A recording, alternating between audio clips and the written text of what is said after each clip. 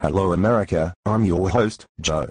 In the light of the US-sponsored killing of Osama bin Laden, we must ask the question, is government-sponsored assassination morally acceptable? Note that for the purposes of the argument, this is taken outside of the context of wartime, in which the justifications for killing are more flexible because of the nature of war. Our first guest, Professor James, will attempt to define assassination for the contextual purposes of the argument. Assassination is the intentional killing, by a government or its agents, of a civilian or an unlawful combatant targeted by the government, who is not in the government's custody. The target is a person who is allegedly taking part in an armed conflict or terrorism, who has thereby lost the immunity from being targeted that he would otherwise have under the Third Geneva Convention. And now we go to the debate arena. We can address this topic, first, from the ethics area of knowledge, which helps us to determine if something is moral or not. Now, ethics, in a broader sense, is an integral part of the whole legitimacy of government. Policies are determined, ideally, within the realm of moral international norms, which are legislated by the Third Geneva Convention, or other, equally as ambiguous cross-cultural laws. So, generally, we can say that we have a defined set. Ethics can be assessed by the dialogue between emotion-based ethics and logic-based ethics. Emily is first to speak on emotion.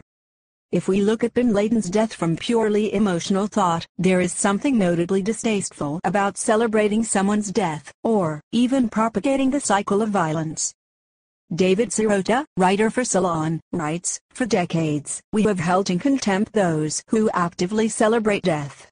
When we've seen video footage of foreigners cheering terrorist attacks against America, we have ignored their insistence that they are celebrating merely because we have occupied their nations and killed their people.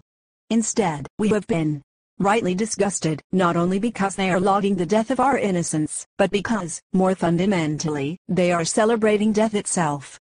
That latter part have been anathema to a nation built on the presumption that life is an unalienable right. Religious institutions, in particular, have released statements saying that it is fundamentally wrong to celebrate death, even if that man was responsible for the deaths of others." As NPR reported, the Roman Catholic Church responded to the news of bin Laden's death with this statement. Faced with the death of a man, a Christian never rejoices, but reflects on the serious responsibility of everyone before God and man, and hopes and pledges that every event is not an opportunity for a further growth of hatred, but of peace. Thus, the Church, amongst other religious institutions, adopts an ethical sense of emotional value for each human. This forces us to ask the question, are our emotions a valid way of knowing? As Reuters reported, many people rejoiced and chanted USA, USA, USA when it was reported that bin Laden was killed. An emotional connection to the 9/11 attacks may have brought a barrier in the empirical truth of the matter. A man was killed involuntarily and without trial. In the same way, the distaste that many others felt in the celebration of bin Laden's death, as commented by the Church and other humanitarian institutions, may be a result of an emotional attachment to the idea of life. The disparity in the effects of emotions on an individual, however, makes it clear that emotion is not a universal determinant of morality. Depending on our past experiences, we may react in different manners. A person whose family members were killed in the 9/11 attacks may be more prone to regard the killing of bin Laden to be moral than one who had simply heard of the terrors. Good counter-argument, Mr. King. The philosophical standpoint is shown by looking at Kant's ethical theory of deontology. Deontology runs by the basic concept that everyone has inherent worth. And, because of that, in deontology, it is considered flat-out wrong to violate anyone's inherent worth, or kill them. By assigning such a huge value to a life, it's valid to state that it provides each person with an emotional value.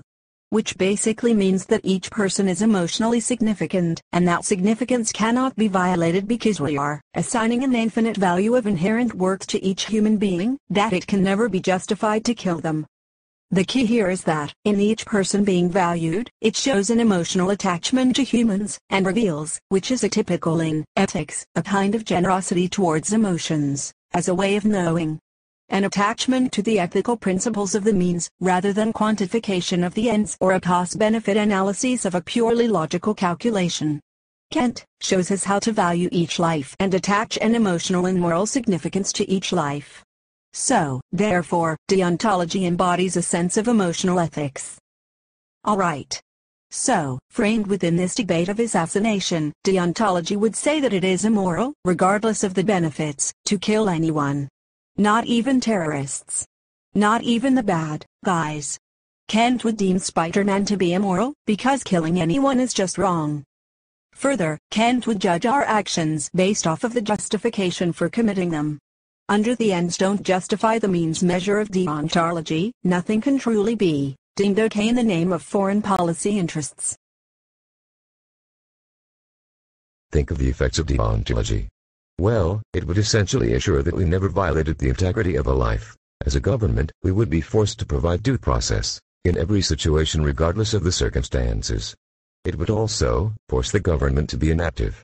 If a government had identified a target that posed a significant threat to the U.S., they would be unable to kill the individual because it was valuing the fundamental rights of due process in life.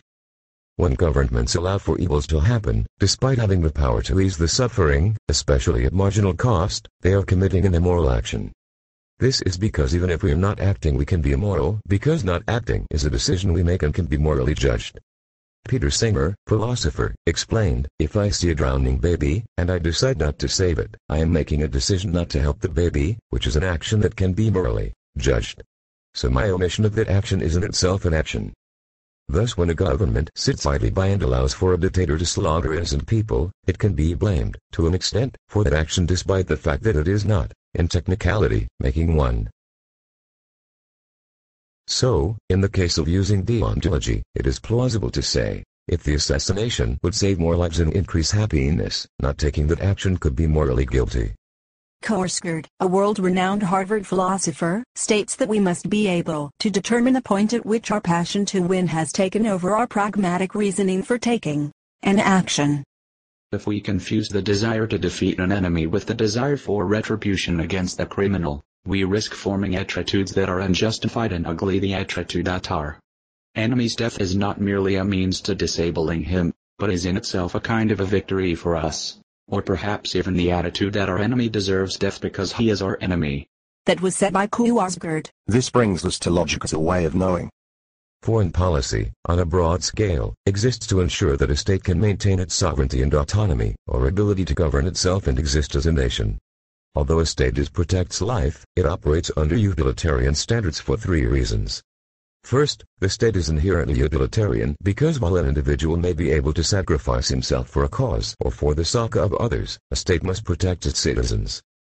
Second, people think in a utilitarian way by nature because large impacts, not means, mean a lot to us. If I said 2 billion people die, that intuitively means more than one person. Third, the purpose of the state is to secure a greater good. If people would be better off individually, the state would never have been formed. Thus the state's goal should be to secure a greater good.